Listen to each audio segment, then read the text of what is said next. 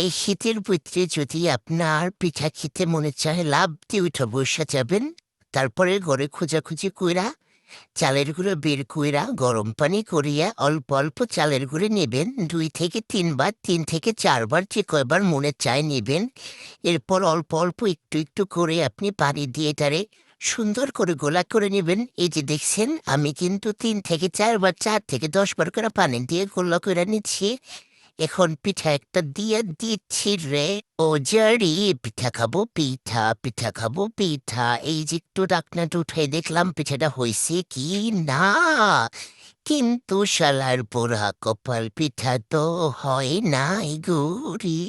তারপর আর একটা দিয়েছিলাম, এটা কিন্তু অনেক সুন্দরই হয়েছে, মশাল্লা অনেক সুন্দরই হয়েছে, কিন্তু শালা পিঠা হবি না। মানে কি হে, তুই হবি না, তোর বাপ হবে, তোর বাপ হবে না, তার বাপ হইব। এই যে আমার পিঠাটা হয়ে গেছে, তারপরে আমার সোনা ফুলকপি মানে ওলকপি আমার বাচ্চাকে আমি খেতে দিলাম।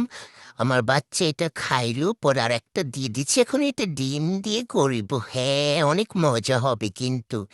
ডিমটা আমি এক হাত দিয়ে ভাঙতে যে আর যেই অবস্থা জানেন না, ডিমে ছাল বাকল সব ভিতরে পড়ে গেছিল। পরে ২ হাত দিয়ে ভাইঙ্গা দিয়ে দিছি। এই যে ছালটা উঠাইয়ে ফালাইয়ে দিছি, কিন্তু এই যে দিয়ে দিছি, দেখছেন দেখছেন দেখছেন কি সুন্দর ফুলবে, খালি দেখবেন আর জ্বলবেন, আর আপনারা বানাইয়ে বানাইয়ে খাবেন।